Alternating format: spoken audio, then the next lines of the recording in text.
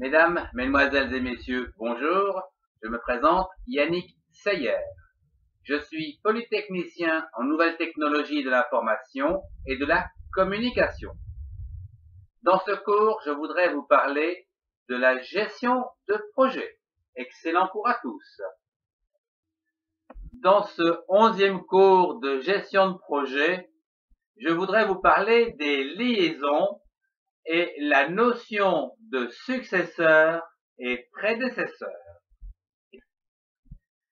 Dans un projet comme celui-ci, par exemple, les tâches doivent généralement être accomplies les unes après les autres, c'est-à-dire dans un ordre bien précis.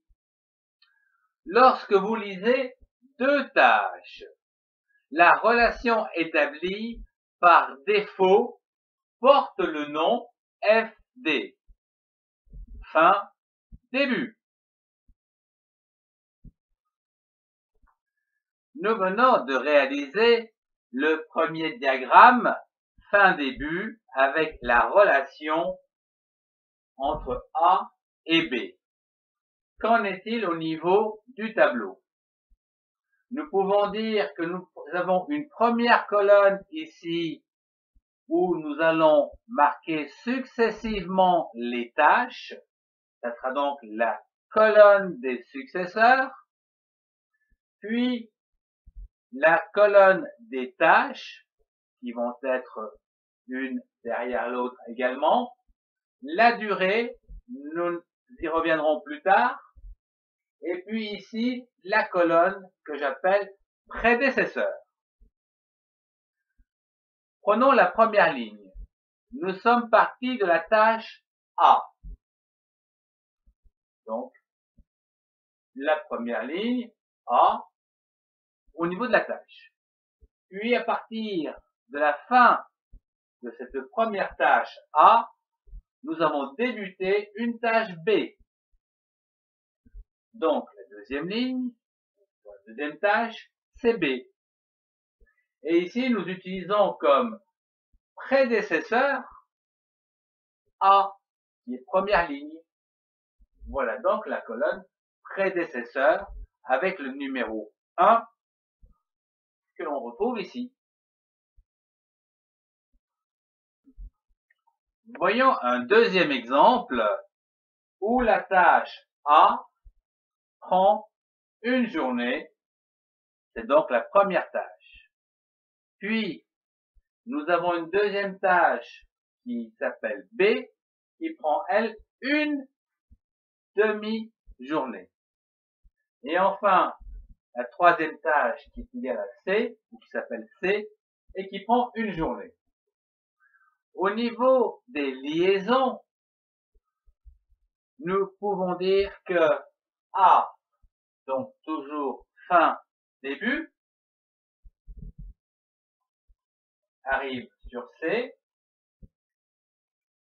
et B arrive également sur C avec fin, début. Nous avons vu la première colonne qui correspond au successeur, donc successivement les tâches, le nom des tâches, la durée. Qu'en est-il au niveau des prédécesseurs? Eh bien, nous pouvons dire que A et B, on ne touche pas. Par contre, B, non, A et B, on ne touche pas. Par contre, C, c'est un résultat de A et B. Nous allons donc écrire ici que C, eh bien, c'est le 1 et le 2, séparés par un point virgule. Voilà donc le prédécesseur pour C. Il va être donc lié au niveau liaison par le successeur 1 et le successeur 2, ce qui est logique. Voyons un exemple simple pour illustrer les liaisons et cette notion de successeur et de prédécesseur. Pour finir les liaisons successeurs et prédécesseurs, je voudrais vous présenter un sujet simplifié de gestion de projet concernant le bâtiment. Ici, le projet sera de refaire les peintures dans un appartement.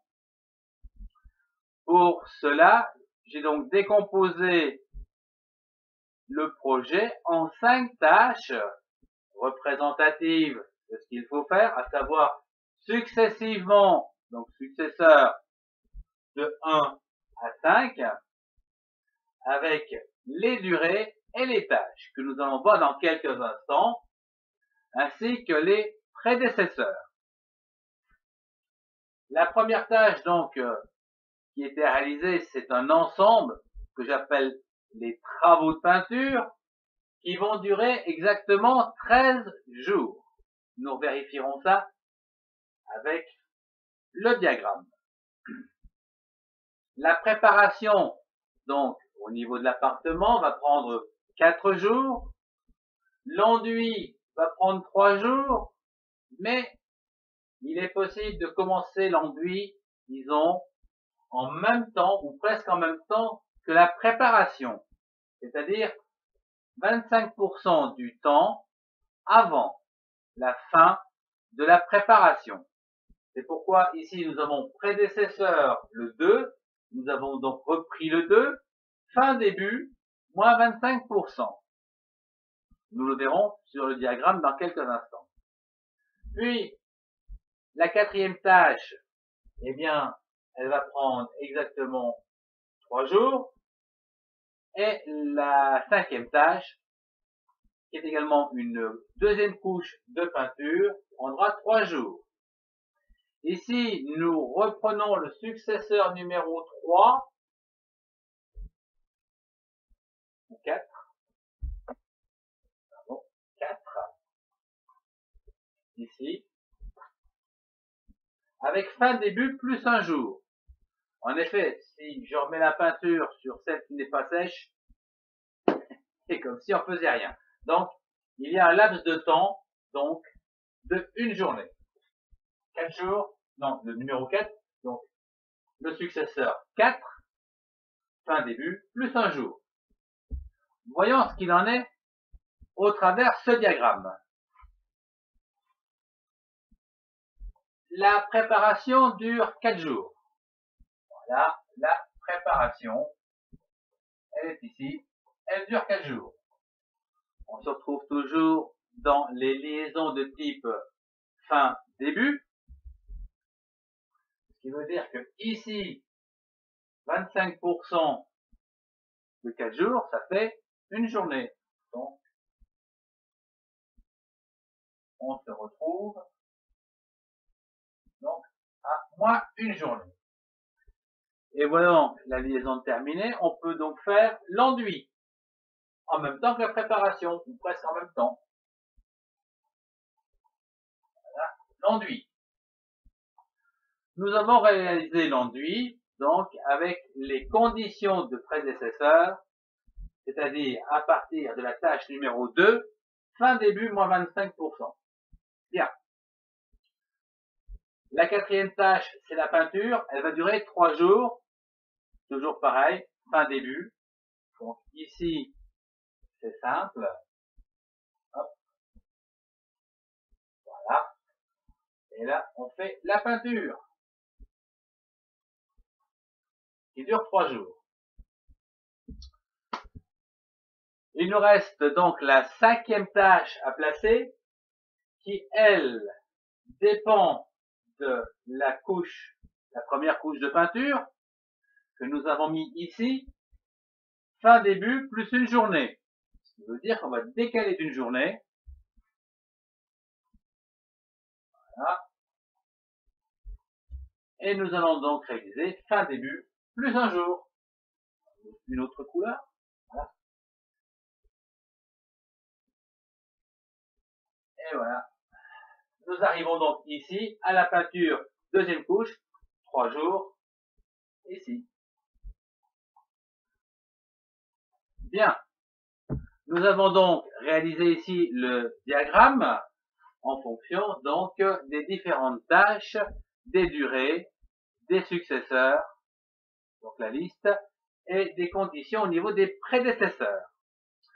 Nous avons calculé que les travaux dureraient 13 jours. Nous allons vérifier. 1, 2, 3, 4, 5, 6, 7, 8, 9, 10, 11, 12, 13. Le compte est bon. Ce cours touche déjà à sa fin. Je vous remercie de l'avoir suivi. Au revoir et à très bientôt.